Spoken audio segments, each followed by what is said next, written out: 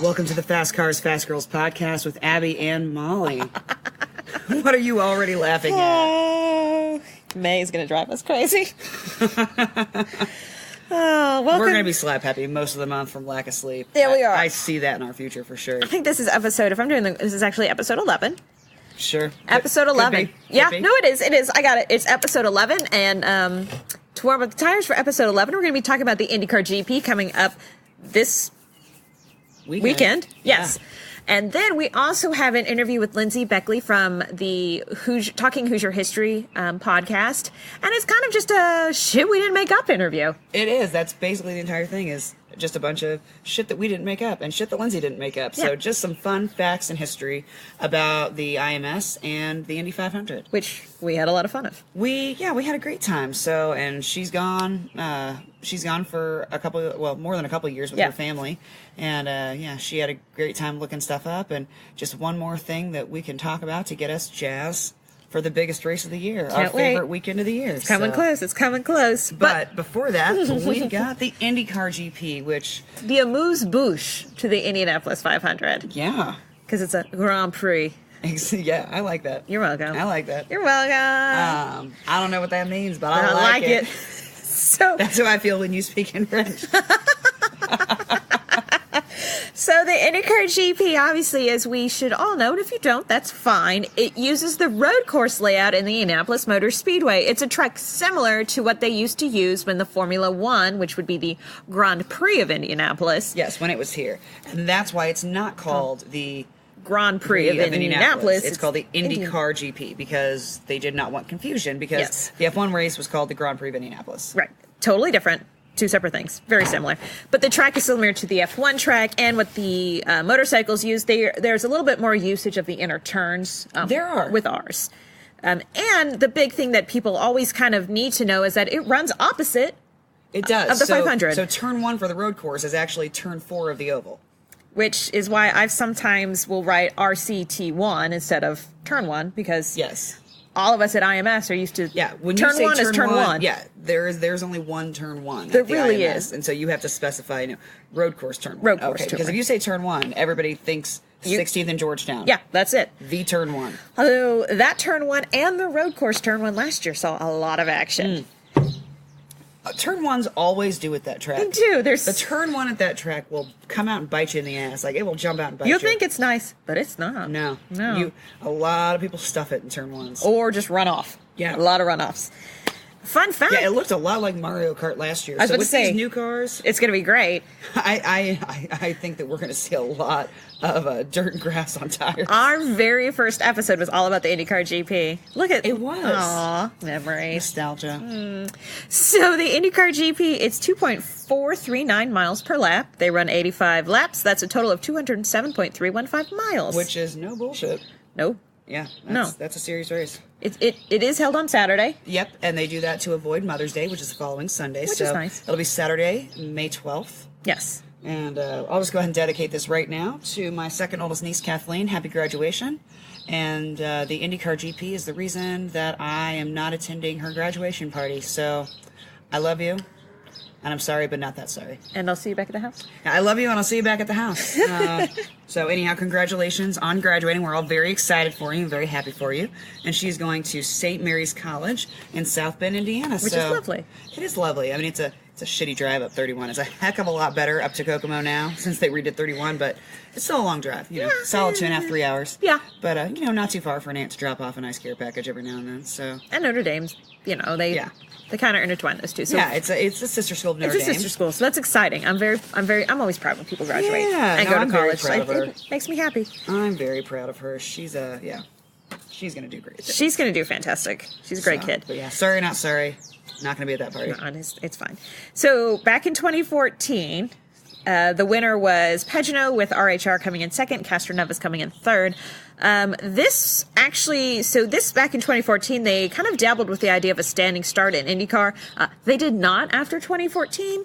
And one of the reasons was at the 2014 IndyCar GP, at the start, Saavedra's car stalled, Aloshin and Munoz ran into him.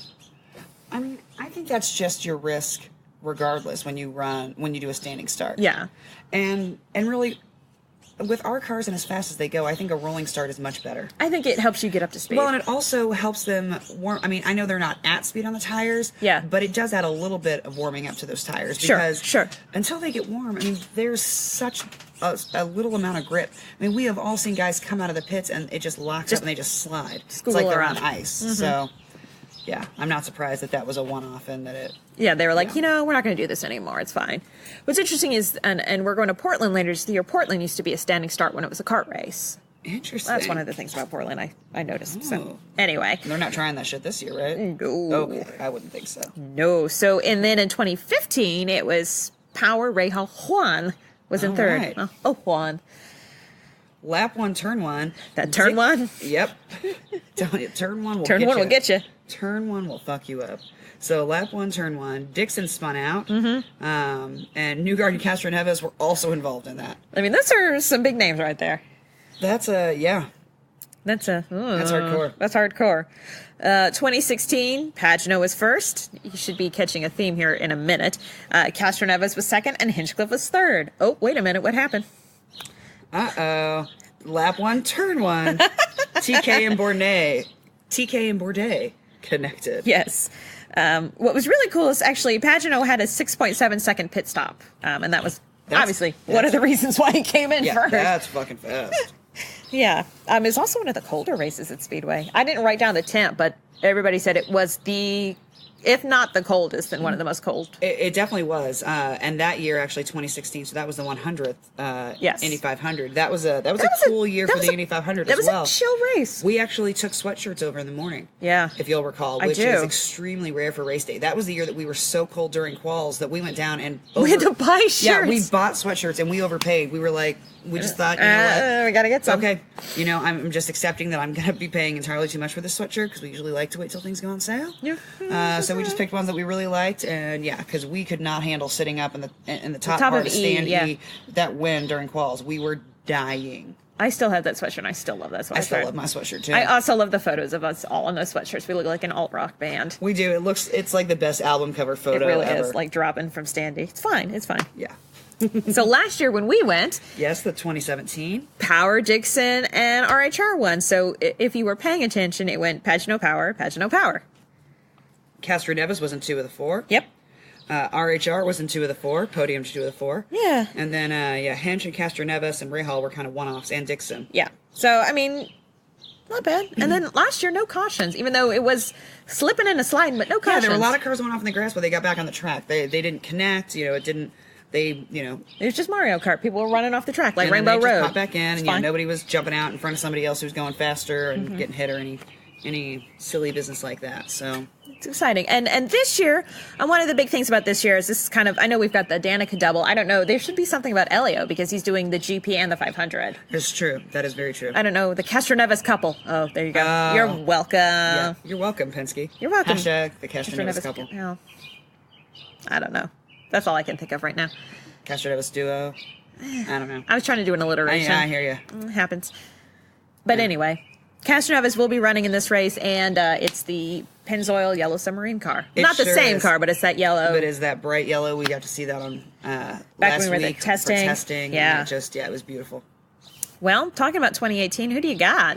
So I'm gonna make a bold choice here for first. I'm gonna go with Robert Wickens. He's due. I get it. Yeah, he's like the little engine that could. And the little Canadian engine that could. Yeah, the little Canadian engine that could. The little Canadian engine that should have already won an IndyCar race. Yeah. Unfortunately, St. Pete was heartbreaking. Yeah. It just was. And I mean, he's podiumed. He's been so very close. Yeah. He's due. It's his time. Yeah. I think I picked him a couple of races back and said it's his time, and he wasn't apparently. Did he win a race? No, he has not won. Are you sure? Because there was some joke that like Rossi said, and it was like that would only be funny after. Phoenix. He got second in Phoenix. Newgarden passed him in Phoenix. He got second. Rossi was third. Okay. Long Beach, Rossi was first. Yeah. Okay, sorry. That's okay. So yeah, I mean, he hasn't had that one that P1. But he's been there. Yeah, he's very close. He's been very close. I mean, yeah, Newgarden beat him out. Mm-hmm. Was that Phoenix? It was Phoenix. Yeah, Phoenix. which, I mean, he ran a great race there as well. Yeah. I was glad to see him podium there. That was Definitely. awesome. But I think that, he's got a lot of experience on road type courses, and so I think that that's a good strength of his. But I think that he shocked everybody with how well he did on ovals. I agree. And, seeing on the ROP testing that, once they got out of their required stages and just went out and ran it, he had the top time.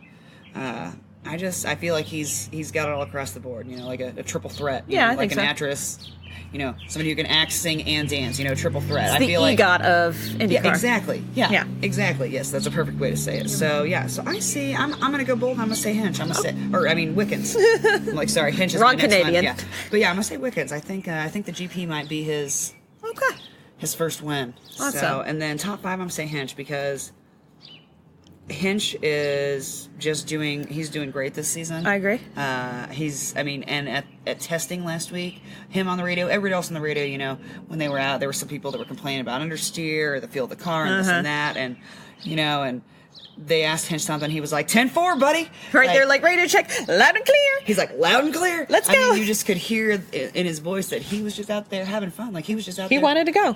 He just wants to drive fast. Do, but he was just fucking around, like he's it's like you could hear the smile on his face. Yeah, I agree. So, I'm not counting Hinch out anything. In fact, he may end up winning the thing. We'll see. Maybe we'll have a Canadian podium.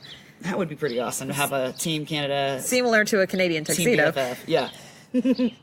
and then to hear Hinch talk about that on their podcast would be awesome. Yeah. So, and then we've got for top 10, I'm gonna say Newgarden. Okay. So, because he has not done that well at the IMS, but he's got a championship under his belt now. He's got a year with Penske, so he now has had 3 different race teams, 3 different sets of Things. strategy in his ear. Yeah. And so I feel like he's kind of at the point where he can do the a la carte thing, where he takes, okay, this person said this, I'm going to take that and keep it. I'm going to let go of that. Okay, this person said this, I'm going to take that, I'm going to add that into this. And so I feel like he's had enough really great people in his career so far that all of the pieces are coming together. I mean, that I would love to. I've been rooting for him to win the Indy 500 since he was a rookie. Oh, yeah. But I think top 10 for Newgarden. And then first out, I'm going to say Sato just because of the humor and irony. If the first time Sato was back to the Indy 500, he stuffed it. Yeah. I mean, it would be very ironic. The irony. There'd be a just make me moment giggle where I'd for just be days. like, are you kidding me? I mean, I don't wish ill will on anybody, No. but I mean, the headlines would write themselves. Right. We don't want him to. When we say first out, we don't want him hurt, but, No. we would giggle. If But it I was mean, I still Sato. want that point. Yeah, I mean. I don't want you to be hurt, but I still want that point. I want that point, though. We still have a bet happening here. All right, what you got, Molly? So first, I have Rossi, and we might as well just write him in for the rest of the year. Yeah. But it is the IMS, and he had, he came off the rookie win a couple of years ago. He's that strong build-up. I just think this is his year, so I'm just going to keep picking him for one. Well, and I'll tell you what, if Barber's any indication, that car was so fucking fast on those corners. Yeah. We know that Rossi's fast on the straightaways at IMS. It's the corners that I'm really But picking up a lot. Those corners, that's when he was getting away from power. It was Long Beach. Or was that Long Beach? Mm-hmm. Okay, it was. That's That's okay. right. Barber was the rain. Barber Sorry. was a weird, Barber is weird. Sorry, but yes, that was Long Beach. You're 100% That's correct. okay. Barber is like Texas of last year. Like, it's there, but we're all going to pretend like it doesn't exist when we talk about anything. I had a good time watching it, but it was Right. a shit show of a weekend. Right, like, it's there, but we really can't take anything away from Barber except I don't wish... Yeah, things happened. So glad I didn't have to make those decisions. Yeah. So I've got him for first. I've got Pagenaud for fifth. A, Pagenaud's done well at this track. B, he's kind of had... I don't know. It's not been it's just been an awkward start. It's not been a great start to the season for him. And I'm surprised by it. And I think he's probably... He's going to have a couple of... He's tired of that. I think he's tired of it. I think he's going to refocus. And I'm looking forward to seeing him kind of pick it back up. Power and Newgarden are higher in the championship totals. You know, those Penske boys. There's a lot of everything you can do, I can do better. Yeah. And that's great. That's what you a lot want. of in-house competition. And I think that's that a good thing. He's going to be like, all right, it's time for me to step up. Like, absolutely. Well, and I have seen a couple weeks ago some articles on the internet where people have talked about, a lot of people said that these new cars, the new Aero kits, were going to kind of separate the men from the boys. Yeah. And that there were people, that, in their opinion, there were drivers in the past that did well, and it did not have as much to do with skill as it did with the aero kit. And Pagano's name was thrown up because he was the 2016 IndyCar champion. Sure. And so they threw it up and they said, maybe Pagano's one of those drivers that, it was more the car than the talent. And I'll tell you what, I'm a Pagano fan. Yeah. I mean, well, we got our nails on the beginning of the month, and the first color I chose was Menard's yellow. And for the record, that was one of the first things Pagano noticed when we talked to him. He was like, "Your nails," and I was like, "He was like, they match," and I was like, "Your car, yes, they do." You're like, absolutely. I was like, "They're Menard's yellow." I did the whole color code. It's fine. Right? I'm like, that was on purpose. I was like, now the fact that I met you while wearing this color, totally coincidence, but they were yellow on purpose. I am a Pagano fan. Oh yeah, and so I will respectfully disagree with that because I don't think that it's a car. I think that he's just had some bad luck. I think so. And I think he's also still, there's a learning curve to it. It's a new car, first of all. Yeah, he's an experienced driver. He's been around since 2011, I believe. Yeah, sounds about right. Somewhere in there. So he's not a brand new driver, but these cars are throwing some people for a loop, and I think that he's about got it figured out. Yeah. He was second fastest in the testing, so I think that that's a solid choice. Yeah, and I think he would have done well at Long Beach, but for getting bumped out, lap one, turn one. Lap one, turn one, although it was not his fault. No, I have 100% not his fault. All. No. Yeah. So I've got him for top 5. I got Power for top 10. I think, I'm expecting Newgarden to do well. I think the Penske team has gotten maybe a couple of talkings too. Oh, and I think so. I think everybody, even I like all the Penske drivers. I'm not carrying the Team Penske banner, but I'm like, what's going on here, guys? Yeah, because they're typically seen as a powerhouse team, and I think it's a little less mixed than what it should be, and so I'm thinking this is a time when they kind of step up. So I've got him for top 10. And also I want to add this in.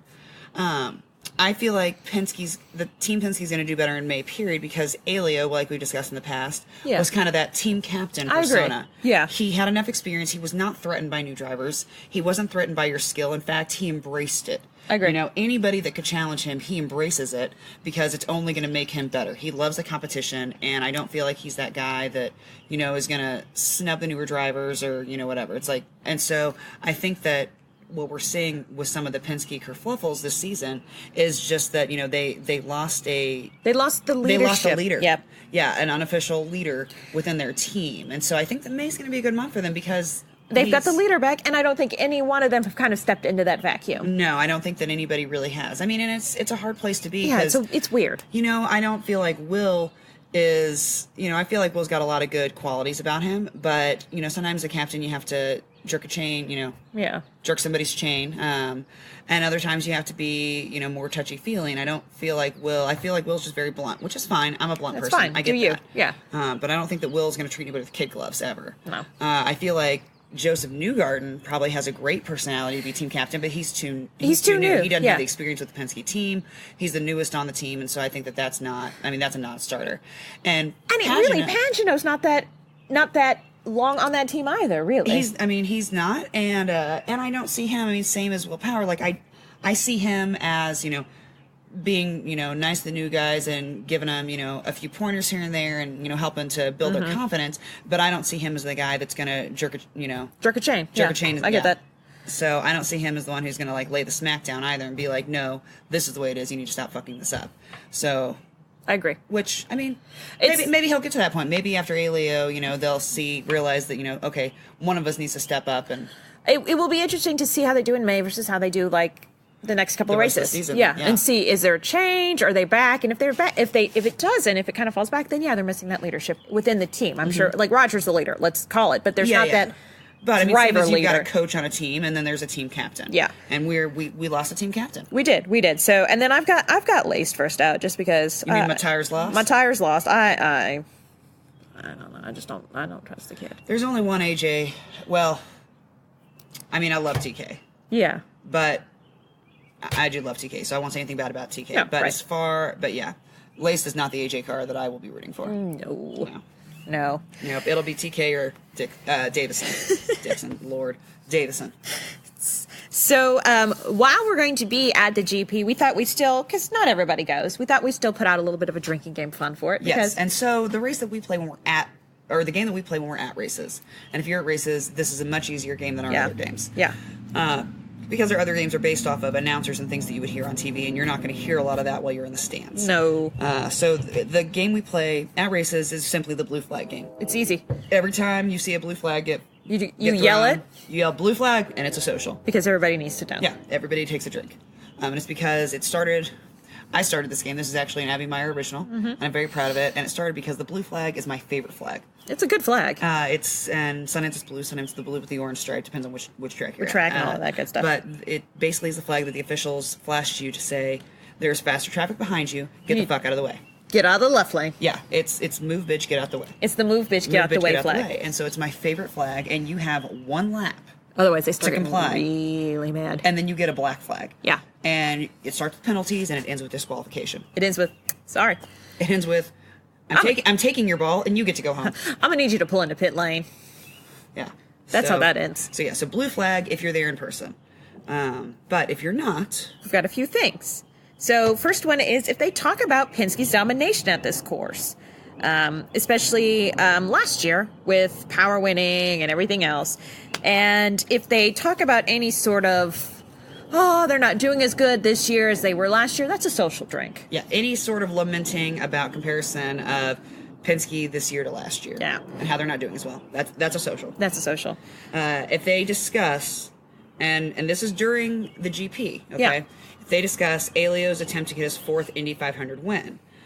Because of course they're going to talk about. Yeah, it's going to happen. We talk about the 500 all month long. It doesn't matter where we are. I mean, it's definitely going to get talked about at the GP, but they are especially going to talk about Elio and him to get his 4th. And also, it's a finish your drink if they reference the fact that if he wins this year, he will be on par exactly with the years between his wins as Al Unser Jr. That's a good drink. So that is referenced. That's a finish your drink. That's a finisher. Yeah. And if your friends don't know that fact, that's a great party fact. Like that's a great fun fact right there. Yeah. And then finally, this can be played both in person if you're at the race, or if you're on TV. If you see us either on TV, not that we're on TV all the time, but we might be. You never know. We stand out. We're cool. Yeah, we'll be in checkers. Or if you see us in person at the race, you have to take a drink with us. Yep. Yeah, we might make you finish your drink. Yeah, if you see us on TV, definitely finish your drink. If you see us at the track, definitely take a drink. Come over, say hey, take a picture with us. We'll all cheers and take a drink together. It'll be good times. So it'll be fun. And if you find us at the racetrack, you might get some free swag. Yeah. We are going to have some fun Fast Cars, Fast Girls merchandise. We're starting out, just a few things here and there. We're going to pepper in some more things as the season goes on. Got to see what happens. During the month of May, we're going to have some fun stuff. So, and I have already committed to just shoving my backpack full of things. So, no, I don't take card, but I do take Zelle or cash. So, yes. So yeah, but if you see us, make sure you recognize us. Come out and say hey. Take a picture with us. Tweet it on social media. Put it on Instagram, Twitter, whatever, and you might just get some fun swag. And before we go into Lindsey's interview, don't forget about our checkered challenge that we're doing in May. So we've committed every day in May to wear one sort of checked thing, be it an accessory, earrings, piece bracelet, of clothing, jewelry, shoes, top, pants, anything. Something checkered. So we're doing that, and we're counting Buffalo checked during the week. Now Fridays, it has to be full on checkered for the 500 Fashion Fridays, and use checkered challenge any day, but on Fridays, do use the 500 Fashion Friday. Not only and the IMS is doing a whole thing, but you'll get discounts at various stores. Restaurants, down in Indianapolis and on Main Street. That's what I meant to say. So it's a really fun thing, and on Fridays, hashtag 500 Fashion Fridays, and then you can also add hashtag checkered challenge for us. And I know last year, and we're not sure yet, but I know last year they did a couple of things on Georgia Street where they were having food trucks and they had backdrops there. So definitely keep an eye on that hashtag. I think the IMS probably will be doing a bunch of stuff with it. They do, and I know that they're going to be releasing a couple fun places around town where they're have the different backdrops. Things that you can take a picture in front of, and they I don't remember what it's called, but it's to get Indy excited about May. There's a couple artists that design. Oh yeah, the posters, kind of like a reconstructed wing and wheel emblem, and so there will be that murals. Artwork. Yeah, those murals, different places around the city. So make sure you check that out. Take pictures in front of it. It's real cool. It's a really fun thing that they started in 2017, and I love it. I love it. I hope to see it. As a downtown worker, it's fantastic. It really is. And while you're doing your checker challenges and your 500 Fashion Fridays, and you're at the track, While you're at the track, where you should be, come out, on Friday you can come out and see qualifications. And the best part about the IndyCar GP is that it's not just one race. When we come to the Indy 500, it's one race. Granted, it's the best race. Right. And it's a full day of activity. There's all this pageantry, and there's, the parade, there's bands and older cars, there's the Indy 500 princesses, and, all kinds of cool stuff that happens. But for the GP, we have other races that weekend. Yeah. And so our support races, the Mazda Road to Indy. So you're going to see 4 different races on Saturday, May 12th. And really, you can't beat that for your money. I mean, No, general really admission at this point is $35 because we're into May. And so that was when the prices went up for the final time. But general admission is $35. There's mounds all over the place. Yeah. And it's a great time. You get to see the Indy Lights, which is just under, and then the Pro Mazda League and the USF 2000. And Sabre Cook. One of our faves. She'll be in the USF 2000.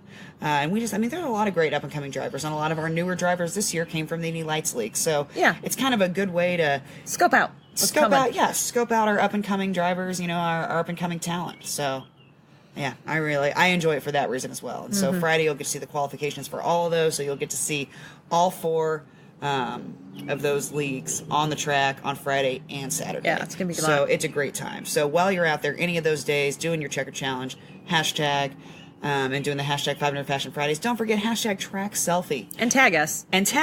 Because we're not going to find it any other way unless you tag us. But hashtag track selfie and tag us, because we will be doing a contest, and the best 2 track selfies each get a free ticket to Carb Days. Yeah. So, and it has to be at the IMS. I know that we all have great track selfies from other tracks, and we love other tracks. Don't care. But it's May, so it's May. There you go. So yeah. And you've got this weekend, and then you're going to have next week as well. We're not going to decide the winner until after qualification. So if you're not making it out for the GP, you should call in sick, change your schedule, do what you can do. What are you doing with your life? But if you're going to be out one of the qualifications days or on Fast Friday, same thing. We're going to be deciding it the Monday after qualifications. And so 2 free Carb Day tickets. There you go. For the best track selfie. Get creative, people. Yeah. I want to be wowed. Points for creativity. Absolutely. Yeah. Bonus bumps. Yeah. Well, and coming up next, we've got the interview with Lindsey Beckley from Talking Hoosier History. With us doing abbreviated episodes a lot, we're not going to have like the Woman of the Week and the shit we didn't make up. So my notes just went flying. That was fun. This is our month episode of shit we didn't make up, and I'm going to be dropping a blog about the Women of the Week, about the Indianapolis 500. So enjoy this interview with Lindsey. All right, we have with us Lindsey Beckley, and Lindsey, you are the host of Talking Hoosier History, the podcast all about Hoosier history, and we thank you for coming on. We're going to do a fun little, everybody's favorite IMS, Indy 500 history tidbits to get us all excited. Well, Lindsey, you're the guest, so why don't you lead us, we're going to put you on the hot spot here. Why don't you lead us off with your first? Okay, well, it would be fitting to start with one of the founders of the Indianapolis Motor Speedway. Yeah. Carl Fisher. I think he's my favorite of the founders. He got into the automobile game really early in the 1890s or somewhere around there, and he got into racing in the early 1900s. And he was out testing a car one day. Thought, man, I can't even put 2 miles of good road together in order to test this race car. So he kind of decided that he needed to remedy that. So he put together, or he kind of conceived of the notion of the speedway, where he said that cars could be run up to 1,000 miles in a test if necessary. So from that came the IMS in 1909. And that was, of course, Fisher, James Allison, Frank Wheeler, and Arthur Newby. And then Fisher is really interesting, aside from just the IMS stuff. But, of course, the IMS stuff is very interesting. It's always been a place of, he conceived of it, and it has always been of a place of automotive innovation. Of course, I think a lot of people know the story of the first Indy 500 having the first rear view mirror used in a race. Mm-hmm. Of course, I think a lot of people, the way I heard it first was that it was the first rear view mirror ever used. Yeah, I think from what I saw, it was the first used in a race, not because it was being manufactured for common use of other places. Mm-hmm. But this was the first in a race, which made it a lot easier. He won with that innovation. And there's been a lot of innovation since then, of course. But getting back to Fisher, he was also an advocate of the automobile in general. He realized that before automobiles could be like viable for an everyday transportation method, roads had to be more reliable. You know, before, that's why he founded the IMS. To that end, he joined the Good Roads movement, which I think you guys might be in agreement that we need one of those today for Indianapolis. We definitely do. 100%. Some of those are real killers out there. He actually donated all the funds for a highway that connected Plymouth, Indiana, South Bend, and St. Joseph, Michigan. He donated all the funds for that highway. Interestingly, he also owned a vacation home in St. Joseph, so that might have had something to do with that. A little bit self-serving. Yeah. You find a lot of this stuff, I mean, a lot of the stuff that he was involved with might have been a little self-serving, but it was also for the greater good, I guess. So he also helped found the Lincoln Highway, which was an east-west transcontinental highway, and the Dixie Highway, which was a north-south transcontinental highway. He also had a summer home in Miami, which is where that Dixie Highway terminated. So he just really wanted to be able to get to vacation easier, I think. I really can't blame him for that. No. Oh, no. I mean, I think, like, over half of all roads at this time were dirt. And, of course, even the ones that were paved with bricks. So it wasn't the best going or the smoothest ride, I imagine. No. But in the end, I mean, better roads and the innovations made at the Speedway that Fisher kind of promoted ended in efficiently shipped agricultural goods, a better national mailing system. You wouldn't think that something like the IMS would be connected to a more efficient post system. But also, I mean, and just a better connected country in general. So he was kind of maybe not the sole impetus of this, but he definitely had a lot of good advocacy work in the area. So he's one of my favorite IMS related figures, I guess. Yeah. Excellent. Yeah, he's all of the founders are a very interesting group of people. Well, Ab, do you want to go next? Do you want me to go next? So, in line with the founders, one of my favorite facts is that the 4 founders are the names of the 4 elementary schools in Speedway. Oh, yeah, that's right. I forgot about that. So, yeah, and I actually went to Carl G. Fisher Elementary School, so... No, they Well, don't. now I feel long-winded. No worries. They don't.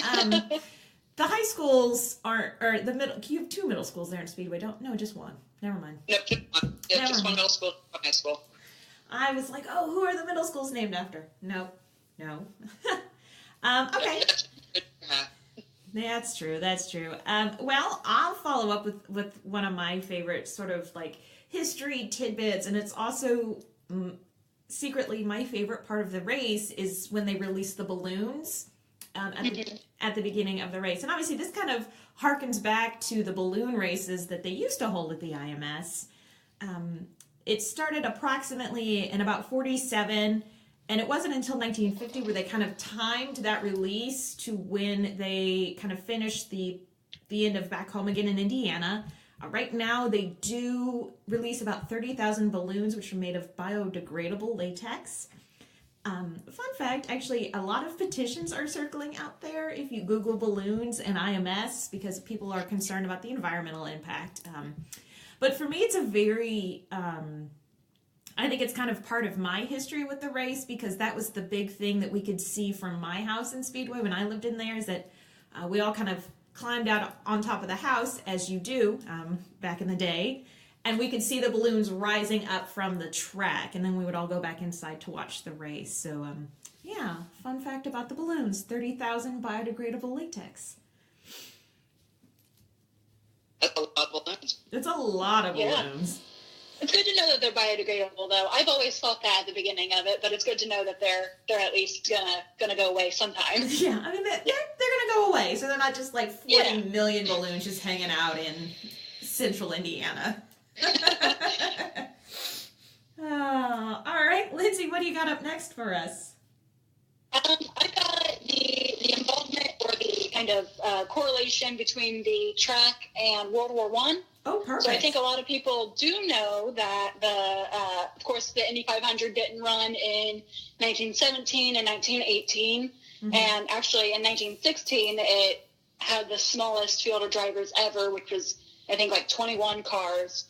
So that was all due to the war, but I don't think a lot of people know about like the direct connection between the track and the war because, of course, Speedway was huge into manufacturing, and starting in April of 1918, the Speedway was used as a landing and flight test field. There we go. It's a mouthful. And so as soon as the rumbling started of the United States entering the war, then Carl Fisher offered the Speedway as a place that the U.S. could use for this kind of work, and that saved the government a lot of money because they didn't have to build a specific field for it. So of course, I think the first plane got there in April of 1918. The war ended November 11th, 1918. So it wasn't open for very long during the war, but just during that time, it was about 7 months. There were 313 planes that were repaired there, and that saved the government over $2 million because instead of replacing those planes, they were able to just repair them. And so, and they used the Speedway for landing and taking off. And while they were doing that, they were also doing some modifications for safety. So, for instance, the instrument panels in the planes, they were coming in and they were all busted up. Most of the control panels were all busted up. And it was because they were really close to the pilots. And when they would crash, the pilot would go forward and hit his head on it. Oh my. So they actually ended up moving those back, and the mechanics, when they were doing the adjustments at the aviation depot and at the track, they would move those back and make it a lot safer for the pilots. There were some other similar things, but I think that was the major adjustment that they made. That is amazing. Yeah, and actually even that extended out past the war, so they didn't close the aviation repair depot and stop using the Speedway as a test flight area until 1920. So for 2 years after the war. And that's really cool about the cockpit and moving the instrument panel. That's wow. That's really it's kind of interesting, the parallel between the safety modifications made at the track for aviation and the safety modifications that have been made there through IndyCar racing and just racing in general. So I think that's a cool parallel between the two. Yeah, that's amazing. That is a very cool parallel. That is. It just kind of shows the downsides of improving safety and just in general for most of its existence. I didn't know that. I'm such a geek. I'm like loving this right now. Well, I'm glad we're all learning things. Knowledge is power. All right, Abby, what do you got? I don't know that I have a favorite factoid along this line. Oh, I don't think I could follow up right along that line. Yeah.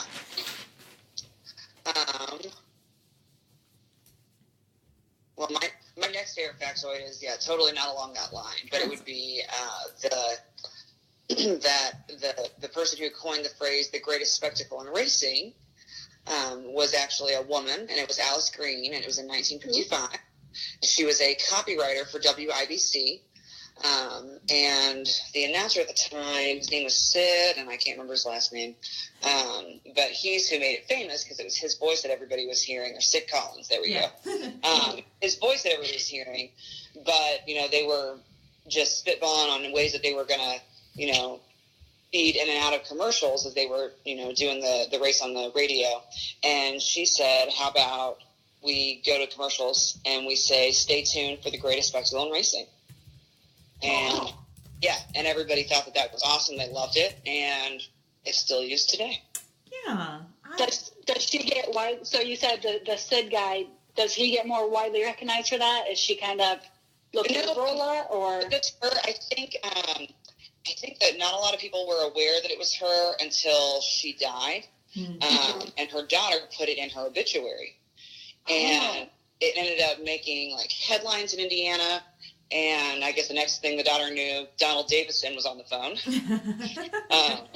and just wanted to call her and confirm that is in fact exactly what happened, and that she was the one who coined that phrase. And so it ended up becoming less of a secret, more common knowledge at that time. Wow, that's really interesting. It is. I think I can actually, I'm going to like switch one up. I had another one, but I'm going to piggyback off of the greatest spectacle in racing, because that's actually a trademarked phrase by the IMS. They own, it's kind of a fun thing to look up all of the different things that have been trademarked to the IMS. So the greatest spectacle in racing, obviously the logos that we see. But things like Carb Day is actually trademarked. Gasoline Alley is trademarked. The phrase, gentlemen, start your engines, but not ladies and gentlemen. So that's interesting. I would bet that the verbiage on that probably allows for it. All iterations of that statement. I have not read the trademark itself, but I would bet so. Safer is one, and that's kind of interesting to me. So, like the safer barrier, the use of the word safer is trademarked, and I think but only if it's written in all caps. I think only if it's written in all caps. Yeah, no. If you just write it in lowercase, you can sneak past that one. And then finally, where was it? Darn it! Oh, the pagoda is trademarked. Really? Yeah, and the design of the pagoda is trademarked. So the word pagoda is... If you use it... Mm-hmm. And usually with trademarks like these, if you use it in sort of in conjunction with a design of a pagoda and whatnot, and that's what you're trying to invoke, it's actually trademarked. Fun. These are fun things that attorneys really like to look up because we're big, giant nerds, and I wanted to know. This is what That's a lot of trademarks. Oh, it's busy. A lot of it's the logos, so I mean, but that's really what makes the the list very big. But yeah, it's cool. It's fun. You can Google trademarks one day when you guys have nothing else to do ever in your life. I mean, I don't recommend it, but all right. I think oh my goodness, are we on our third and final ones already? I think so, yeah. Wow, we're speeding through. We're all excited. It's fine. What do you have for us, Lindsay? So I want to do a little lighter for the third one. Okay. And so I decided to look at kind of drinking at the 500. Not what they do in the snake pit, but actually at the 500. Well, we could talk about the snake pit drinking a lot, Lindsay. Exactly. So I was kind of just reading through some newspaper articles, and I saw a lot of them in 1913 that were talking about, he is, I believe, French or Italian. I should have looked that up. But his name is Jules. He is French. He's French. He's French. Okay. Yeah. It looks French, but I wasn't sure. And I'm guessing Jules Goo. Goo, yeah. It ends with an X, so yeah. I would imagine it's Goo. Works for us. He not only he introduced the 16-cylinder engine in 1913, and that kind of took over the race after that. Before that, they had the 8-valve 4-cylinder engine.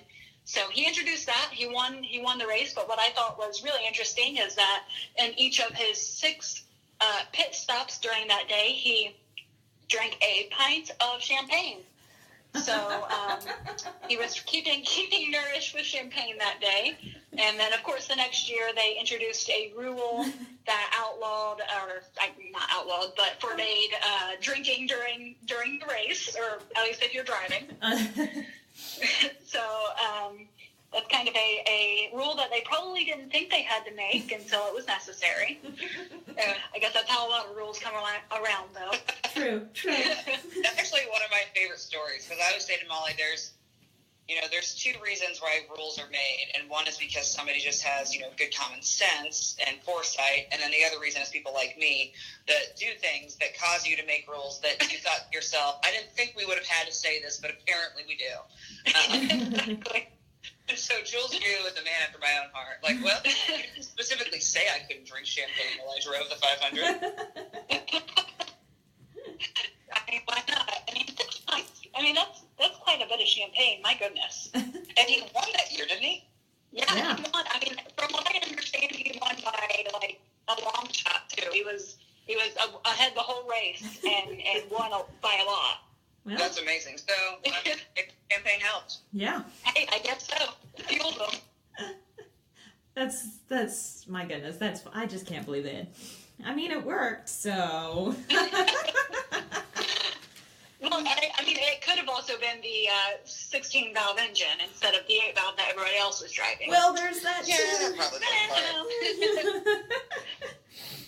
All right, Mara, you got something? Abby, you got something similar? I do. All right. So, interestingly, you called it Meyer because my factoid is about Louis Meyer. There you go. Who was a 3-time Indy 500 championship, and on his middle win in 1933, he was the first person to drink milk in the winner's circle. Well, there you go.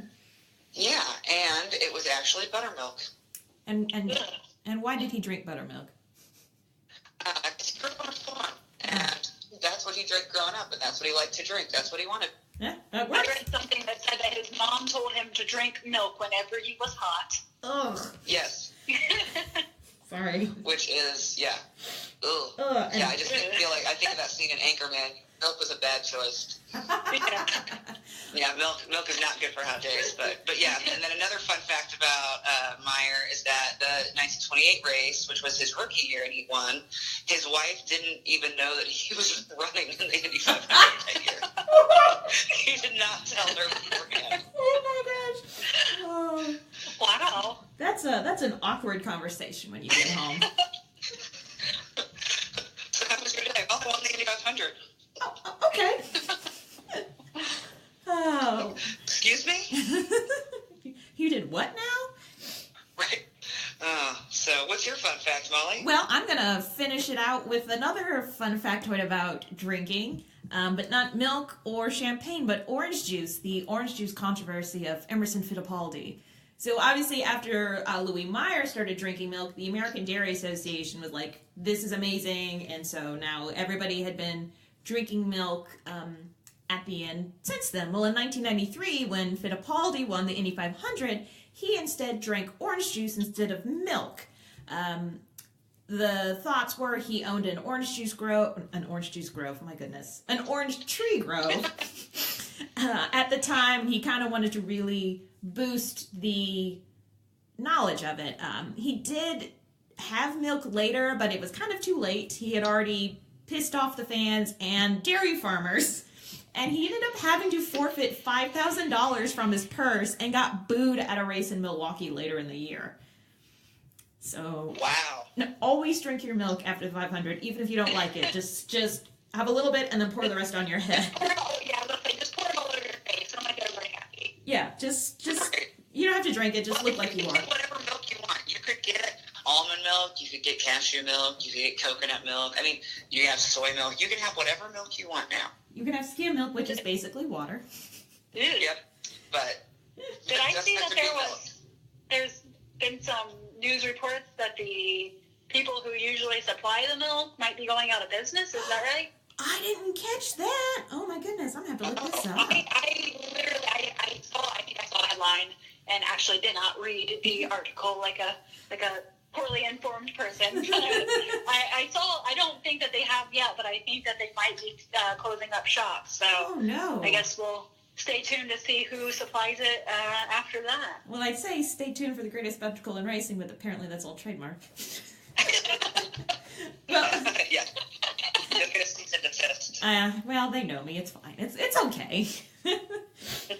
Well, Lindsay, before we get off here, we always like to ask people who are on our podcast, and you let me know ahead of time that you've been going to the race for a while. So how long have you been going to the race? So I have been 5 or 6 years, Okay. but I was thinking about it earlier, and combined, my family, my husband's family rather, has been to over 200 races. Oh. So that's they've definitely got a tradition in their family. Yeah. What do you, when you kind of think about the day of the 500, what's your favorite moment? That's a good question. I think the singing of Back Home and again in Indiana is just because it's such an iconic time, and it's I mean, when you think of the 500, at least me, that's what I think of. I do enjoy the race a lot, and I like the atmosphere and just being around a lot of people that love the same thing.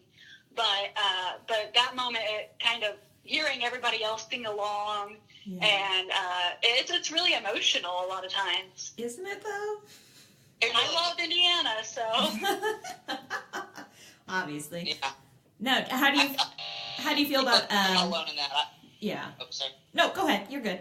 Oh, yeah. I would just say I think most people find that an emotional moment in the pre-race ceremonies. Definitely. Especially the Hoosiers. Oh my gosh. And looking into this upcoming race, do you have a driver yet that you want to win, or anybody you're kind of thinking about cheering for? Well, if I don't say AJ Foyt, my father-in-law would have a fit. So. My dad is a big Foyt fan, so part of me has to kind of cheer for Foyt racing, so I understand that. Other than that, it's whoever I get in the race pool. Oh my gosh. They've got a race pool too. Everybody has a race pool. It's part. I mean, it's part of tradition. I love it. Well, Lindsay, before we end, why don't you let everybody know where they can find you and your podcast? Yeah, so you can find us on the Indiana Historical Bureau website at in.gov/history. And then on the left side, you'll see a tab for podcast. So you can find us there, or on Facebook at Talking Hoosier History, or on Twitter at Talk Hoosier Hist. Awesome. Well, thank you for spending the time with us to kind of talk about our favorite moments for the 500 and get all excited. Yeah, I had a lot of fun researching this and a lot of fun talking with you guys. So thanks for having me on. No worries. Yeah, thank you very much. So we look forward to seeing you in All right. Well, that was fun. I enjoyed that. Yeah, I enjoyed that too. That was fun. I always enjoy sharing favorite It's just fun. factoids. I love It's party I love tricks, factoids. really. Yeah. Me and a friend of mine, Paul, we always are like #fun fact. Yeah, it's Because I'm full of fun facts and trivia, and I love it. I love learning more and learning new stuff. So, especially about something that I'm already passionate about. There you go. Well, I think we need to call it because, shoot, we're going to be at the truck in a couple of days. We are. So let's white flag this. Let's white flag this son of a bitch. What you got, Molly? Yeah, GP. GP to me is the lead up to the race. And I'm ready for the GP. I like our road course race, so let's go. I do too. And my sister's coming with us, so it's going to be fun to kind of take her around. She's not been to a race here, so I'm ready to go. That'll be very fun. Yeah, I'm excited your sister's coming as well. I don't think she has no idea what she's getting into, No, but it's she fine. has no idea. It's fine. But it'll still be fun. Yeah. It'll be a good time. So, What about you? yeah, I mean, I think I feel the same way. You know, it's like we have 3 solid weekends in a row. Oh my gosh. We've got a race weekend, we've got quals, and then we've got race weekend. Well, like, hell, and then a we've race got weekend, another quals, and then the race weekend. Then the race weekend. I mean, I was I think 12 or 13 years old before I realized that people called it Memorial Day weekend.